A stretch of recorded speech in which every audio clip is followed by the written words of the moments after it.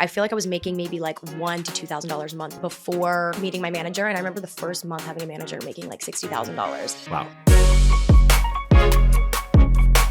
Hey everybody, welcome to the Forbes Top Creators Show. Our guest today is a storyteller. She's a comedian. She's a fashionista. She's a member of the Forbes Top Creator fashion list back in the day. That was like, what, 2024? Yeah, I think so. She has more than 2.2 million followers across social media.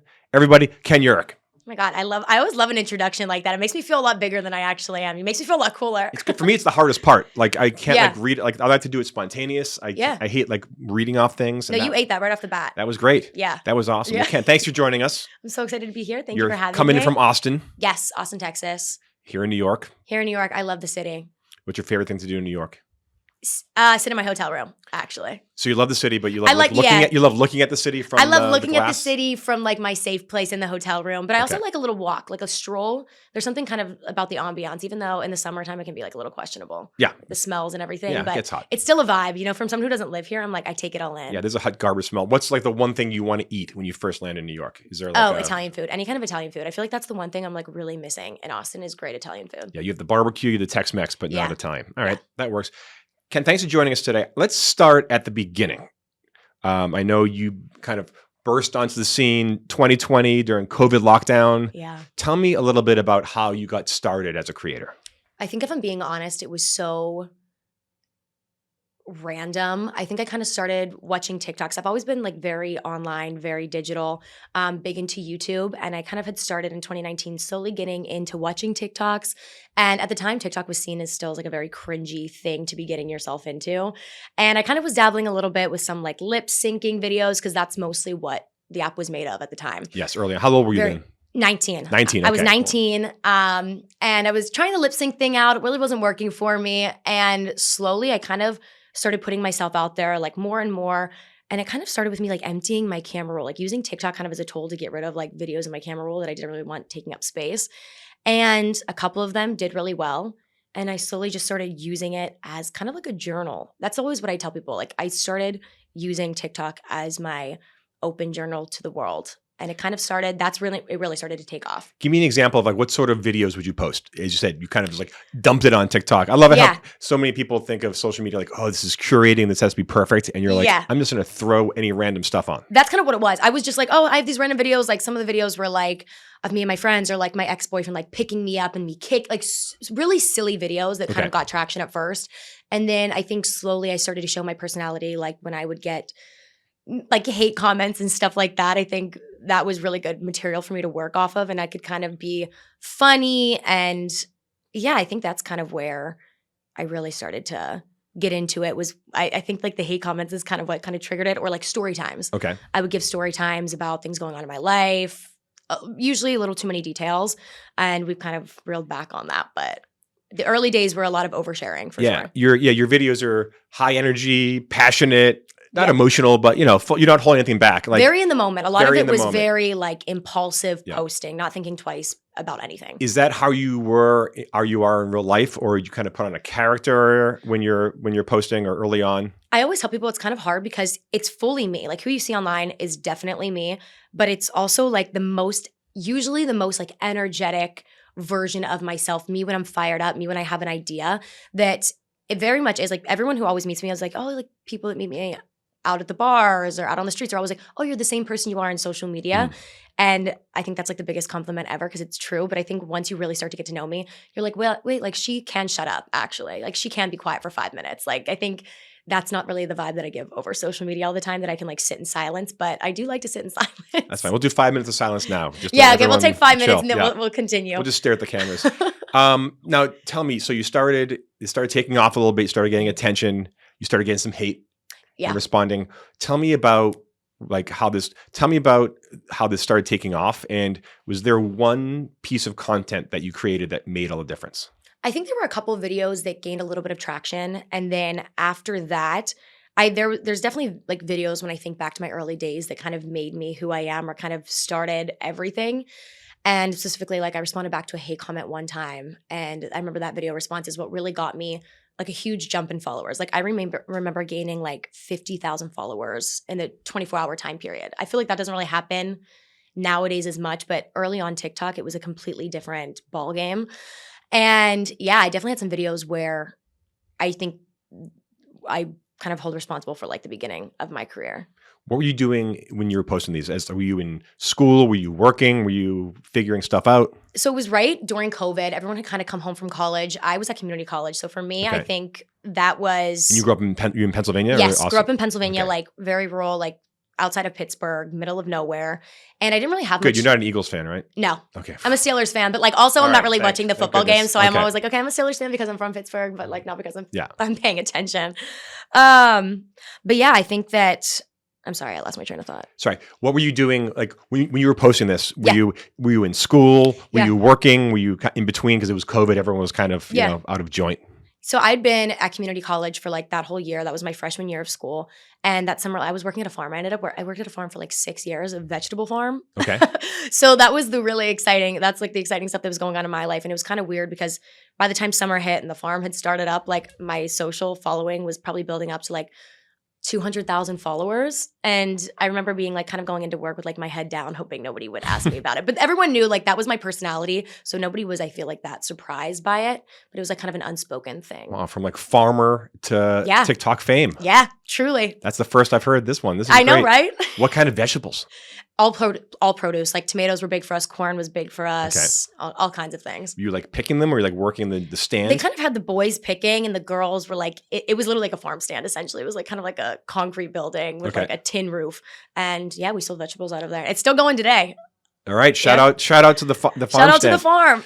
So that's wild. You're doing that. And then suddenly, like you said, you posted a response to like some Right. trolls out there. Yep. And you got 50,000 more followers. And now Yep. you have 200,000 followers. Yep. Take me to the point where this becomes like maybe this is a career. So it probably like a whole nother year goes by of me just like building on my following, probably 700,000 followers at this point. I'm not really monetizing off of any of my content at this time. Like I kind of got myself into some like brand deals that I thought were like huge for me at the moment that I was getting paid like very little for. But for me, going to the farm, working, like having a very normal job, it felt like a lot of money and it felt like very quick money. But looking back at it, it really wasn't. Especially for like where now I know like your worth in social media. But I had kind of talked to a girl that was trying to send me some like PR stuff, trying to get me connected. And she was asking for my rates. And I was like, I remember thinking like, oh, I'm going to get her really good. Like I'm going to be like, I charge $200 for an Instagram story, something like that. And I remember her being like, can you get on the phone with me? And I was like, yeah, sure, I'll get on the phone. And we got on the phone and she was like, you need to find a manager like as soon as possible. Like these rates are like not it. Like you could be benefiting so much more off of your social media. So that's when she kind of put me in contact with someone. And that's when I met my current day manager. And it seemed like it was kind of an overnight thing. Like I remember going from really not making anything, not really having connections with big brands to like overnight being dialed in. And all of a sudden like this being a real job where I was like, wait, I think I can like drop out of college. I love it. What was I love these stories. What was your first brand deal? Do you remember your first brand deal? Oh yeah. Well, my first like brand deal outside of my manager was a Squatty Potty brand deal, which I think is so funny to this day. What's like, a squatty potty? you know what a Squatty Potty is? I don't think so. Not by that name. This is going to be a really brutal thing to tell you. It is kind of like a little stand where you put your feet up and it kind of helps you use the bathroom. Wow. Okay. Yeah. It was very on brand, especially at the time. That was my first one. And then like my first actual brand deal was with Steve Madden. I remember that was like my first big brand deal that I was like, oh my gosh, like I can't believe I'm doing this right now. So you went from the squatty potty to Steve Madden. Yeah. Okay. That's Overnight, that's a good jump. essentially, is what it felt like. And you said you were talking to this person in the industry and say like, oh, my rate's $200 a post. Yeah. Then you met your manager. What did that jump to? I want to say like this is the only way I know how to explain it. Like I feel like I was making maybe like $1,000 to $2,000 a month based off of views, based off random little deals I was doing before meeting my manager. And I remember the first month having a manager making like $60,000. Wow. And so it went from like, oh, this is like $1,000 to $2,000. This is enough where I don't have to go back to the farm this summer to like, oh, I made $60,000 this month. Like that is, especially where I'm from, like the cost of living and everything, that was like unheard of. My parents were like, what are you doing to be making this much money? And they were like, it was, everything's like net 30, net 60. They're kind of like, well, I don't know. Are you getting scammed? Is this real? But it ended up, here we are today. I would say 60 grand's a lot of tomatoes. That's That's a lot of corn. tomatoes. Yeah, I think I maybe could have bought the whole like farm with that at the time. You said you found your manager and they changed everything for you. What advice do you have for someone who's looking to pick a manager, pick an agent, kind of pick these really important professional, teammates? I always say I feel like I just got so lucky because at the time I was not doing my research. I didn't know the right questions to ask. And it was kind of all based off of feeling. And I'd kind of talked to a couple other managers at the time where I wasn't getting the most warm, fuzzy feeling. And then whenever I met mine, I think weirdly enough, it was kind of this energy that she had about her that was kind of like, if it's not working for you, it's not working for me. Whereas I feel like other people I talked to kind of were doing this like strict, I want you down on this. Like we're going to have a strict contract and then we have to renew it or we don't renew it. And it felt very serious and that kind of scared me. Whereas I feel like the manager that I met was kind of like, hey, if it's not working for you after so long, it's not working for me either. There's no need to be in this contract that's keeping both of us down. And I remember being like, oh, like this feels like this feels healthy. I love it. Yeah. When you decide to make this a career, like you said, you can quit college, you can quit the farm stand, you're making Yeah. 30, 60 grand a year. How did that change your lifestyle? How did that change how you created? Did you just keep on doing the same old thing? Yeah. Or did you level up, change the type of content you did, more professionalized it? Tell me about that. I would say my content pretty much stayed the same. Although like there was kind of a gap. Like I would say that first month with management was like July 2021, I think. Okay. And I was transferring to like a real like, a university at that point. Like the next month I was supposed to transfer to a university and I ended up doing it, but I dropped out and I just kind of like lived there amongst the other college students for like 5 months awkwardly. That sounds really fun. Where'd you go? Yeah, Slippery Rock University. I'm sorry? Slippery Rock University. Okay, yeah. It's very small, like in Pennsylvania, but I didn't even end up attending school there. And I think during that time period, my life was it didn't really change that much. Like, I don't think I was conceptualizing the money that I was making, especially because I came from a very like frugal family that I think my parents kind of had my finances more on lockdown, and any purchase I made, I would kind of tell them and they'd be like, no, if I wanted to buy a handbag or anything, it was like, no, you should really be really smart with your money. And I don't feel like I had the independence at that time. Even though I did have my money, It didn't really feel like it was mine yet. And I feel like I had still like a lot of influence from them. Now I look back at it and I'm like, I really should have been living up. I was paying $800 for rent. Like that would have been the time to be living it up. But think of all the money you saved now. I did. I definitely and did. that was a good time to invest. If you invested some, 2001 was a good time to put money. Really? I'll have to ask my brother. My brother's the one who's been doing everything for me since then. And I'm always like, I feel like people think that when you're in social media, everyone just kind of like isn't actually doing any taxes, keeping track of their money. But I'm like, oh no, trust me. My brother, he's been on it. Like since like that first paycheck him and my brother's like, what are we doing with this? He's like a finance guy. So all right, shout out to your brother. Shout out to my brother. I probably wouldn't have anything without him if I'm being honest. But I feel like a lot of it at first, my content still to this day, I think has changed or has been pretty similar. But I do think once I kind of moved to Austin in like February, like 6 months later, I think not having like the influence of my, parents that were super financially strict, I think that kind of came down and I met a lot of people in their young 20s that had jobs and were making money. And I think that's a little bit of the switch up kind of happened where I was like, wait, if I do want to go out to a nice dinner, like I can afford to go to a nice dinner. I can afford to buy myself things. And I think that was like a very eye-opening experience for me. It was kind of being around other young people that were also making money. Tell me about your first big splurge. I think my first like big splurge was right after I signed with my manager. I bought like I remember it was like a Prada edition. I'm a big handbag girl. I love a purse. It was a Prada re-edition, like nylon purse, and that was huge for me at the time. In 2021, that was like a big fashion statement. So yeah, big trophy. I like that. Big trophy. And then I think after that, like the handbags were a big one. And then I ended up like settling down and buying a house in Austin in like 2023, I think. So then after that, things kind of tightened up around there. I was like, now that I'm a homeowner, every like bag you buy, you're like, okay, well, that's kind of like, that's my mortgage. So I don't know if that's the best idea anymore. Yeah, Prada's expensive, but a new home, especially in Austin, is a whole new thing. That was a different ballgame. Tell me more about, so your first big brand deal was Steve Madden. Yes. Tell me, and I know you've worked with a lot of other fashion brands. You've done a lot of collaborations. Yeah. Tell me about your latest deals and also tell me how you work with brands. I think how I work with brands is still similar, but I think a lot of things have changed. At the beginning, I think you're doing a lot of throwing things to the wall and kind of seeing what sticks. I didn't really know what my brand was or my niche really was at the time. And sometimes I still don't know what my niche is to this day. I'm kind of just like, I get online and I talk and I overshare. And sometimes it's fashion, sometimes it's beauty, sometimes it's just like my inner monologue. But I think for sure at the beginning of my career, it was trying a lot of things, working with a lot of brands that I didn't know if I fully aligned with. Whereas now, I think that's a huge part of who I'm working with. And, really deep diving into these brands and does this really resonate with me? Is it really going to resonate with my audience? I think at the beginning of content creating, you're just so happy to get any interest from any brands that you're kind of like, yes, I want to work with you.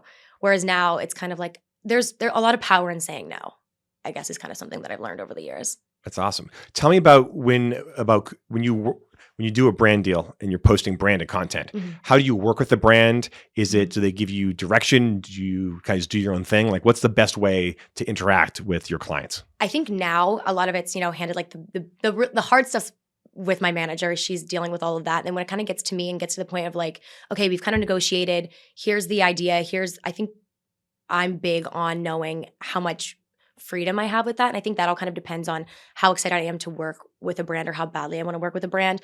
There are some brands where I feel like they're very strict and I kind of know that going into it, but it's a relationship that I really want to build. So I'm kind of okay with that. And I'm okay with not having like the most creative freedom, but there's other brands where I'm like, no, like I know going into this, like I want to have complete creative control. And even to this day, like I do a lot of pushback. I think pushback is something that a lot of creators should be doing and being like, well, here's the thing, like, yes, I like this idea, but I don't really know how that's going to resonate with my audience. I don't know if I know how my audience interprets certain brand deals or certain language. And I know that for me, anything that seems super scripted is just never going to hit well with my audience. What is the kind of like dream brand out there that you would love to work with?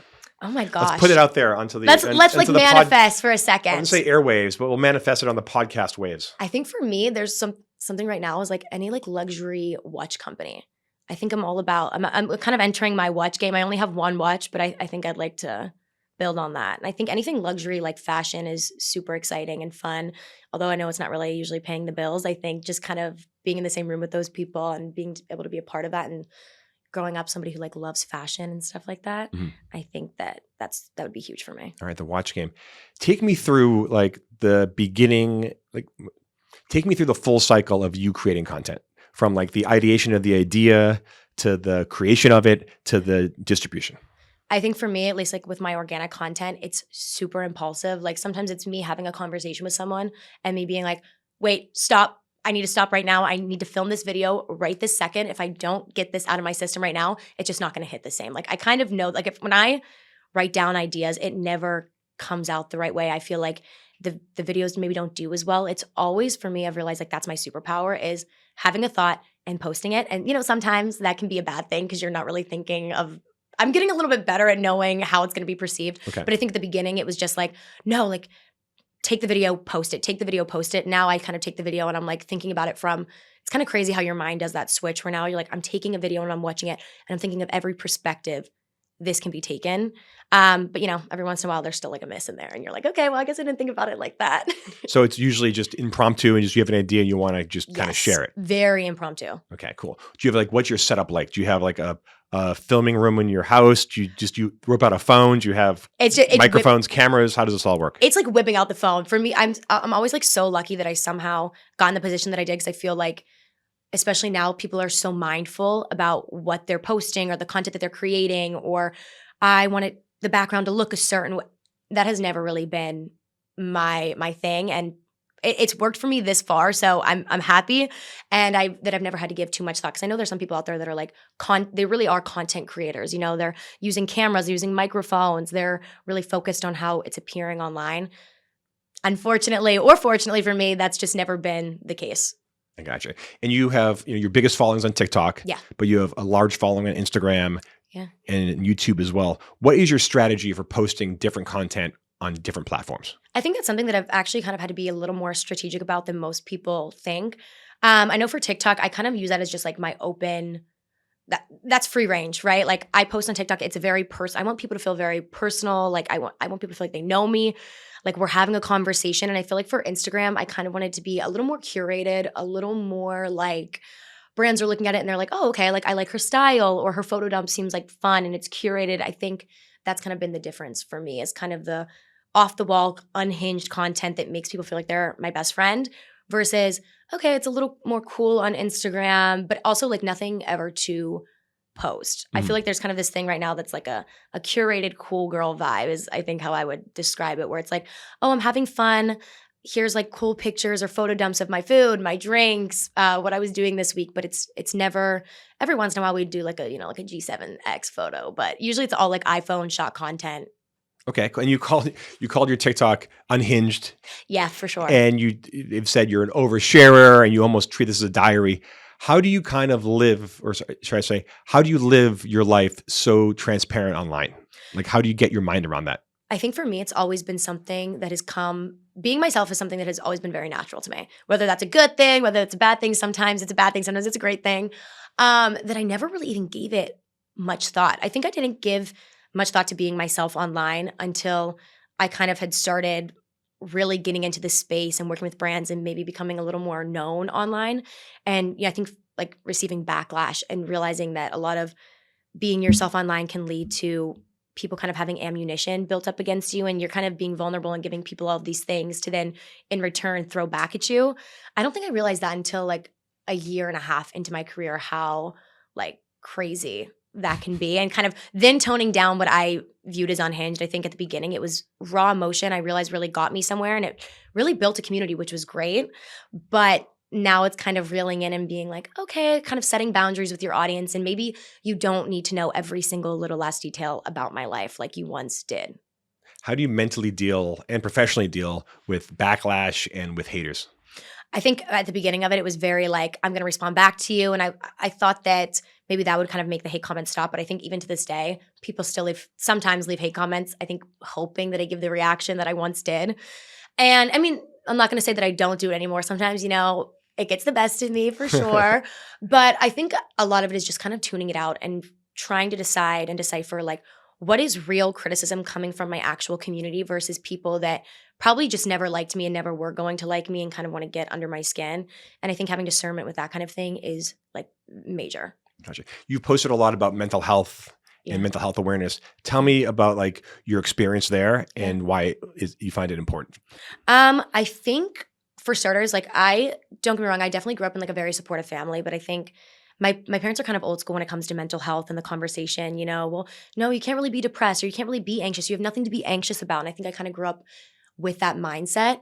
And then, once I was an adult and able to take things into my own hands, and specifically with social media, I think there were times where specifically anxiety was just so real for me, like not being able to get out of bed and being like, I am so anxious. And the worst part about anxiety is like, you don't know why you feel that way. A lot of the time it's like, there's not a specific reason why I feel this way. It's just a feeling and a cloud that kind of like is over me. And I think sharing my journey, especially with like medications and stuff like that, has been super helpful with people, realizing that it's a journey that's like, it's a journey. I think at the end of the day, like mental health is never going to be something that's like solved overnight. You're never just like usually going to get on a medication and everything's fixed, or you go to therapy one time and everything's fixed. It's definitely a journey, and it's good and it's ugly. And yeah, I think that's just important to show my audience, especially because like I know I have a lot of young women following me, and it's kind of become something that I'm like, okay, like let's talk about the elephant in the room, because I know all of us are struggling with something. Yeah, you have like a very high engagement rate. I remember last time we checked, you had like over a 10% engagement rate, which is huge, especially on TikTok. How do you build such an engaged audience? And like, what advice do you have for people that want to build community? Because these days everyone's saying, follower count's great, but the real power is engagement rate. You have a very engaged community.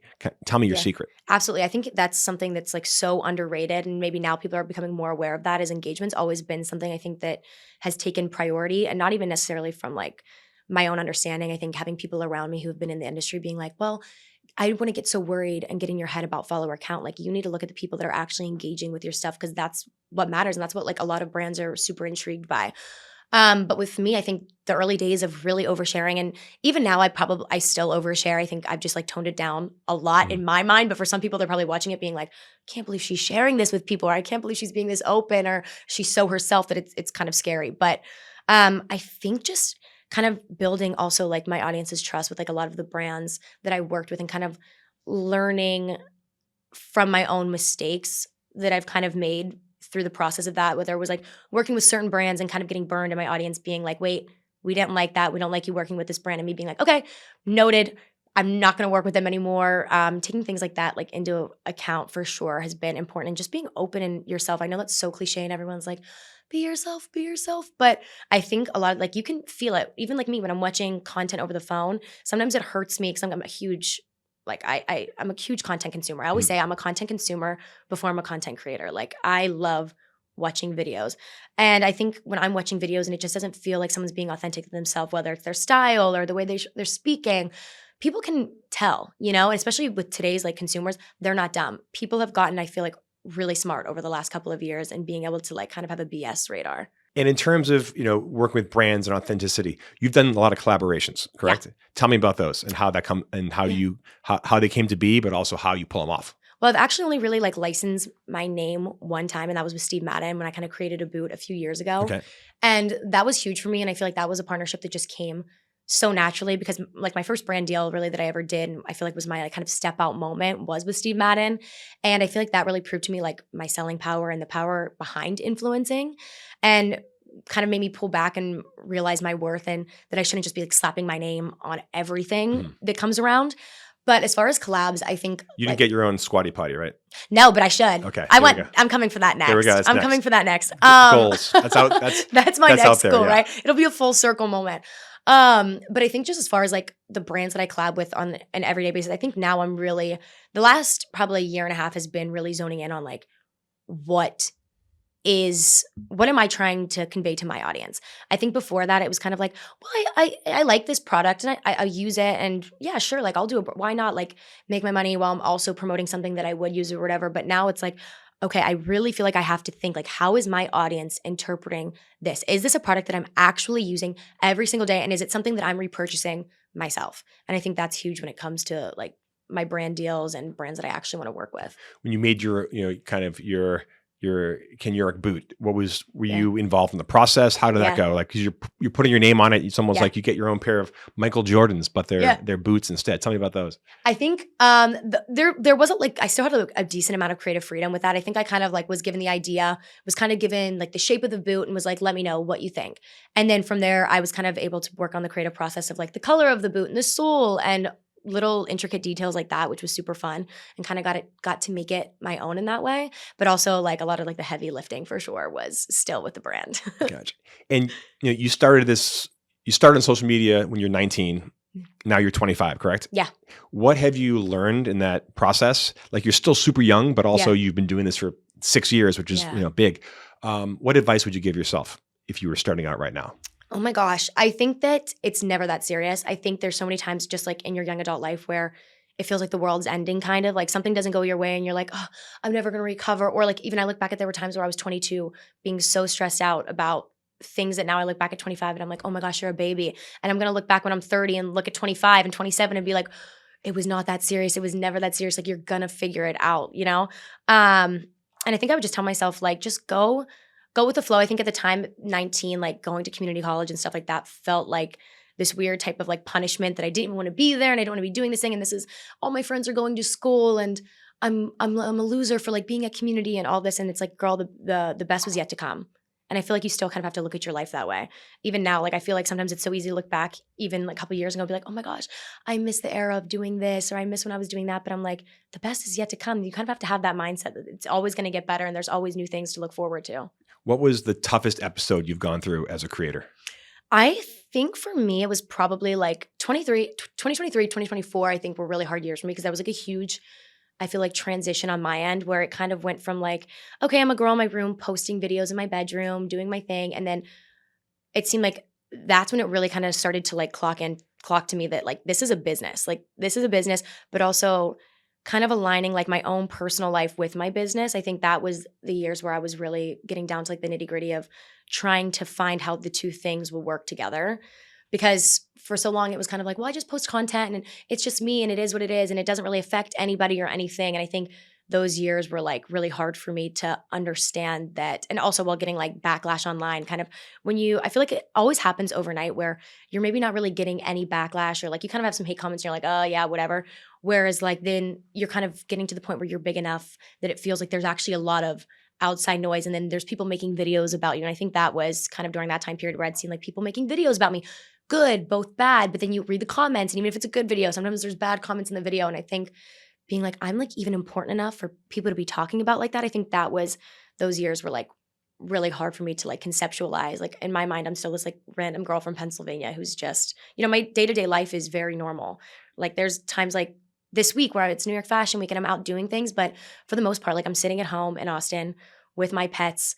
All my friends work 9 to 5s. Like I'm not doing anything that's like very out of the ordinary. So I felt like when I sometimes get backlash, it's like, wait, what? Like I don't get it. Like I'm just like you guys. Like I'm just getting up every day and doing my life. Like how, I don't know. It's interesting for sure. Do you said you're very spontaneous with posting, but do you have like goals? You say like, oh, I try to post every day, or you try like what is like the day in the life of a creator for you? I think for me, a lot of it I've realized is just kind of based off of my mood. I think there were kind of time periods where I was like, no, I have to get content up. I have to get content up. And now I'm kind of giving myself some grace and being like, if you're not feeling it, your content's just probably not going to resonate. Like I know that about myself. Like I know when I'm not feeling it and I'm just kind of posting to post and it's not content that I'm very proud of, that I know that I'm going to feel kind of this like weird, almost, I feel more guilt when I post stuff that I'm just like not into. Whereas like when I'm posting in the moment, like if I'm really feeling it on days, like I can go all day without not posting. And then all of a sudden it hits like 5 p.m. at night and I'm just like, oh, here we go. Video idea. And it's just funny to see, like, I give myself grace with it. Like there's some days where I'll post 6 or 7 videos in a day. And there's other days where it's like, oh, you won't hear from me for like 2 or 3 days online, but like maybe on Instagram, you'll hear from me. But like for TikTok specifically, I think that's something that although it's so raw, because it's so raw, you can't really plan it. You can't really copy it when you're not feeling it. You just, I don't know. It doesn't hit the same. Yeah. You mentioned obviously anxiety and you said guilt. Like how do you manage that pressure of creating? Like, is there a voice in your head saying, I need to post? Like, how do you turn that off? You said you've kind of found peace with things. Yeah. Because that's a big, when I talk to creators, I say like the hardest part about being a creator is that kind of that treadmill of like, they have to create not every day, but you know, a certain cadence. Yeah. How do you deal with kind of the anxiety and pressure to create? I think for me, it always just comes in like random waves, right? Like there'll be times where maybe I'm not really posting that much, and it's hard to say, like numbers definitely impact how you're feeling about your content. And I think as much as you want to say like numbers don't matter and everyone tries to like tell themselves that, it's hard not to feel like numbers are mattering. And I feel like there's times where like, I just feel like maybe the algorithm's off or my content's off and it's not really doing that well. And it's so hard not to get in my head and be like, you immediately go to like, I'm a loser. Like this is, especially with social media, like I feel like you're always trained to be like, well, this isn't forever, you know, a lot, especially like I have, you know, very traditional parents and now they're kind of on board. They're definitely on board with it. But I think there's still kind of that thing in the air that's like, well, is this a forever thing? Like what if, you know, overnight this can all be taken away from you? And I think when your numbers are down, it's hard not to immediately go there. Like no one cares about me. No one cares about what I'm doing. Like I'm never going to recover from this. Like I just need to go and quit and get a different job and call it that. But I think for the most part, so when things are good with me, they're very good. But then it's just like sometimes just like little things will trigger it, or, you know, maybe times during like fashion week and stuff like that. I've gotten pretty good and confident in knowing what things I like to go to, but it's still hard. You know, I think whenever times like fashion week, you're seeing all of your peers go to stuff that maybe you weren't invited to. And that kind of will sometimes bring back that feeling of like, I'm not doing enough. Like, why am I not doing enough? What do I need to be doing that's going to be getting me at those places? But I think over the years, you slowly start getting better at being like, wait, is this even a room that I necessarily want to be in? Is this even an event that I'm interested in the slightest? Or is it just the feeling of I want to be there so other people think that I'm cool enough to be there? And I think other people's perspectives and perception of me, I think used to really affect me. And I think now it's kind of like I have to be confident with myself and the content that I'm creating and realizing if I really want to be in a room or if I don't want to be in a room. And yeah, I mean, you still definitely get hit with like the random waves of anxiety though. Like for me, it's like I'll be doing so good and all of a sudden it's like, oh no, I'm in the shower. It's 5 p.m. on a Monday and I'm like, I feel like all the creative juices have been sucked out of me and I'm never going to have a creative thought again. And then you have to remember that there's always going to be a time where you're going to feel that come back to you again. And I'm going to have I'm going to have a day, probably a week later, I'm going to have all those moments where I'm like, I need to post 6 videos today. Like I have the fire under my butt. Yeah. When you get in that numbers slump or kind of creative slump, what do you tell yourself? I think I just try to remind myself of all the other times I felt like this and we've recovered and we've had videos then do well. And there's always going to be another time. I think it's hard because it feels like your whole world's crashing down on you. And especially because like, I mean, in social media, you do depend on numbers. You do depend on engagement. So when there's times where you feel like your videos aren't reaching anybody or it's not resonating with anybody, it's kind of like, it sends you into a spiral. But like knowing what I know now and knowing that there's always going to be videos that are going to do well and there's always going to be things that kind of reel your audience back in is what's kind of been keeping me excited and keeping me like hopeful, I guess. Speaking of being excited, what are you excited about right now? Like what is coming down the pipe for the rest of 2025? And then heck, we're almost in 2026. I know. Oh my gosh, like where's the time gone this year? I think for me, it's kind of about doing and exploring new avenues. You know, social media is great. I love social media. I'm so thankful for my start in it. But I think I'd be lying if I said like, yeah, I want to do brand deals forever. Like that's my goal, is to just keep on doing brand deals and creating content for brands. I think eventually, like, I don't know what that really looks like for me yet. I think I'm still trying to be kind of strategic, whether that's like getting into more traditional media, whether that's, you know, starting your own brand. I'm not really sure quite yet, but for me, it's the idea of being able to turn this into something bigger. For traditional media, if you had like a magic wand, what would be Yeah. like a dream role for Kennedy? I think like Or dream gig, I guess. I think getting into acting would be huge for me, but I also know that that's something like, I think that would be like an ego death I would have to face also, because the idea of acting is like it's like this weird embarrassing feeling, you know what I mean? Like knowing that I'm going in there and I'm kind of like, you're pretending, and it kind of brings back this like weird childlike feeling, but you're an adult and you're like, oh my God, is this cringe? Especially with being in social media, I feel like people are a lot harder on people trying to get into those spaces, and it's like, no, you don't belong here. You didn't earn your way here. So I think definitely I would have to have like a little bit of an ego death doing that. And I don't know, but I think it would be really exciting, and you grow a lot from experiences like that. So I think if I could like, wave my magic wand, getting into acting would be something. It's hard. Have you ever tried acting before? I'm kind of getting into it and doing like acting classes. And let me just tell you, like, it's definitely different. Yeah, reading scripts with someone is like really embarrassing. Like I had my friend reading scripts with me, and I'm like, oh my gosh, like this is hard. Like no wonder they get paid the big bucks. This is not easy. It's hard. I had trouble walking. Like years ago, I was going to be on like a German. I used to work on the Forbes 400, like our rich list of Forbes. Yeah. And I think it was like a German company wanted to do like an interview with me, and they said like, we want to get B-roll of you like walking out of the Forbes building and just go to the corner of the street. And I was just like overthinking my walk. Like it's just like forget no lines, no dialogue, no connection, just walk down the sidewalk. Yeah. And they're like, can you try that again? So make it more natural. You're like, wait, was I doing too much? Yeah. So I'm very a lot of props to the actors. Yeah, I think now, especially like now, it's something that I like feel like I've been interested in watching. Every time I watch a movie or watch a TV show, I'm like, wait, this feels so natural. And you really underestimate that, because in your everyday life, whatever, when you're interacting with people and it's not, you know, you're like, oh yeah, it is, like they're just acting. But then when you actually sit down to do it and you read a script, and sometimes like the lines are a little crazy, you're like, I would never say this sentence. Like, how does anyone make this sentence sound natural? Or how are all these actors probably reading sentences in their scripts being like, I would never say this, but kind of making it fit to the character and fit to yourself is extremely difficult. But I guess maybe we'll try it. I love it. I love it. If you could launch your own brand right now, what would your brand be? And what kind of business? I think for me, it's like something that I kind of dabbled already with, is the idea of like starting a pet brand. My pets are like my everything, right? And I feel like having like a luxury pet brand, and I feel like there's not really a lot of creators doing stuff with pets. And especially like a lot of my animals are from the shelter. So I think that would be a big importance, kind of being able to like connect the two. It sounds like you have a zoo. I have a zoo. How many animals do you have? I have 2 dogs and 3 cats. Okay. Yeah. They all get along? Yeah.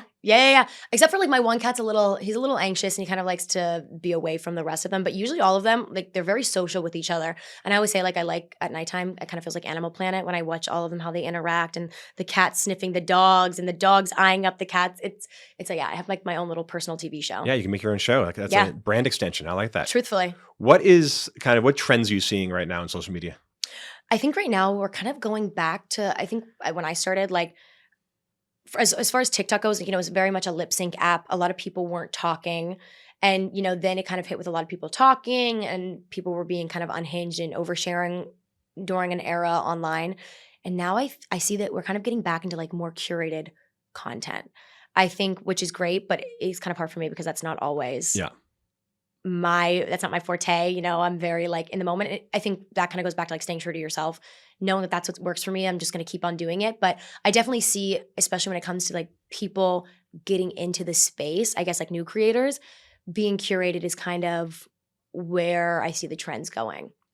I was just going to ask, that's great you mentioned new creators. Yeah. What advice do you have for someone who wants to jump into the creator economy right now in 2025, like starting from scratch? What would you do, or what would you tell them? First things first, post. I feel like that kind of goes, everyone kind of thinks so much about what they're posting.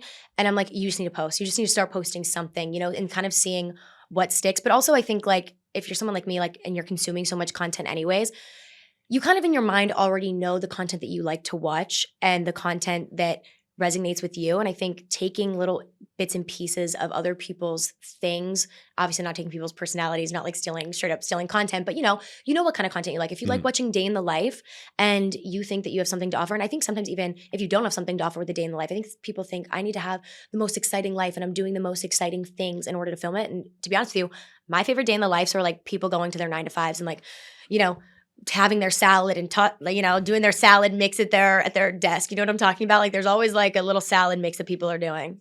Doesn't sound like it's something I'm into, but if you like it, that's great. But I love watching it. I love watching stuff like that and seeing like people's everyday life. I think especially too because like I don't go into the office, and it's like it is super interesting for me to see like the 9-to-5 content or like normal people living their lives. I think sometimes it can get very oversaturated with the whole influencer, maybe just because I'm in the influencer space, I see a lot of it, but I feel like it can get very oversaturated, and sometimes that content just overall doesn't make maybe people feel the best to kind of like, oh, my life's better than yours type of vibe or whatever you want to call it. So I think a lot of people like starting out, I think you have to realize that like there's a lot of interesting things about yourself. You don't have to be doing the most to be creating like the best content, right?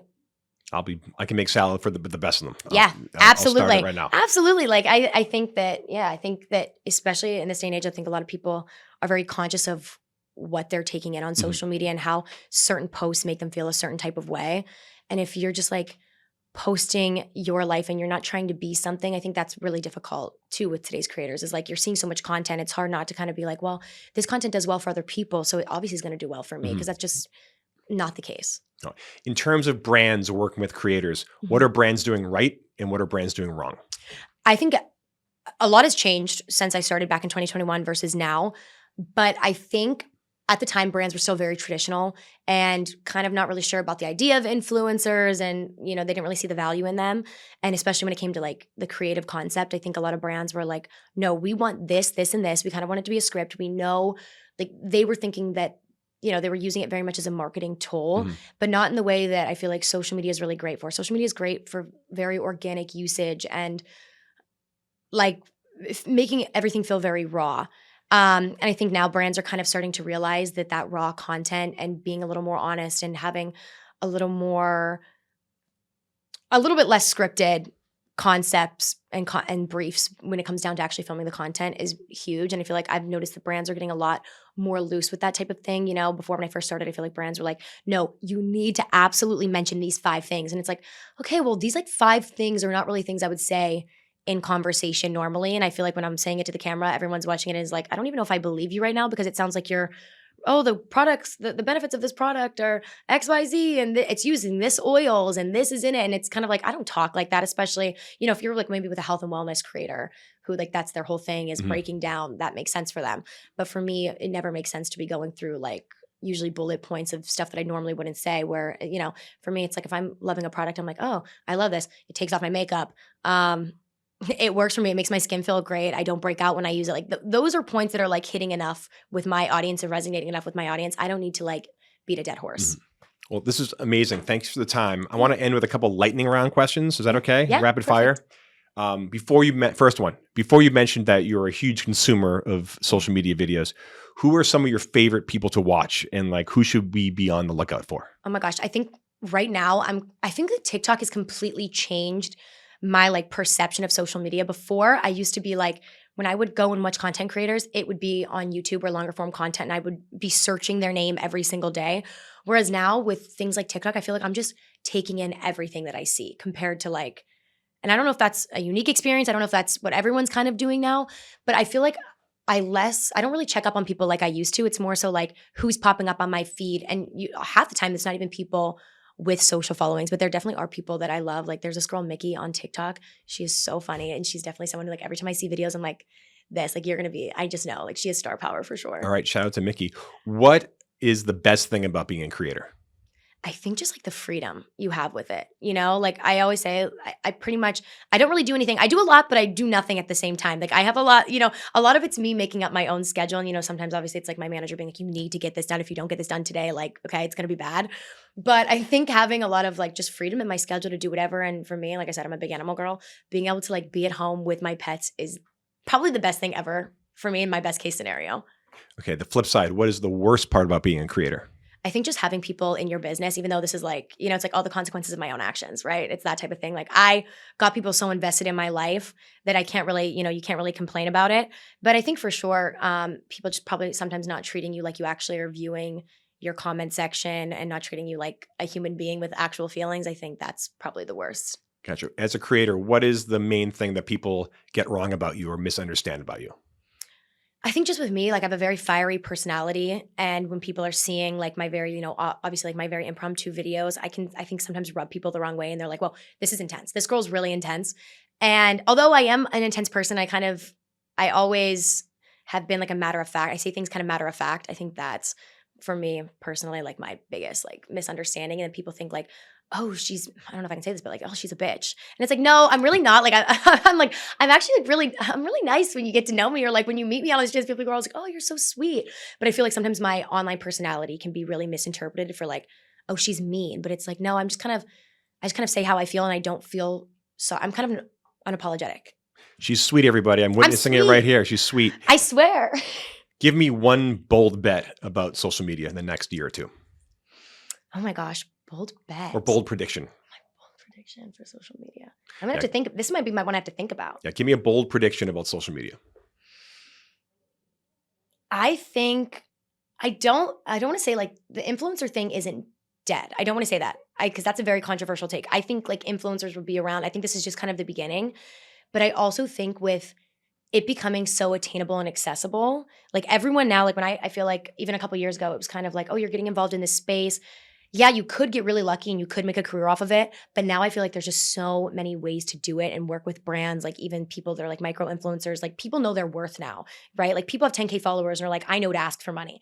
That was not my situation that I was in, that I think we're going to see a lot of changes when it comes to stuff like that. And I'm really interested to see how brands treat creators in the next couple of years. You're saying the competition's getting harder and it might be harder to break through, or maybe there's actually more money to be made if you have a micro niche? I think that there could be more money to be made if you put yourself in the right position. But I feel like for a lot of people, brands just might be like, well, this isn't really like aligning.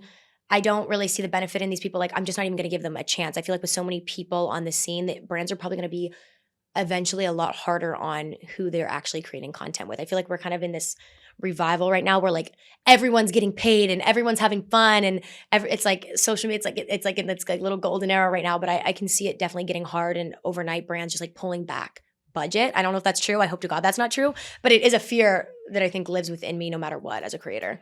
Awesome. Well, Ken Eurich, thank you so much for joining Top Creator Show. Thank you so much for having me. Thanks.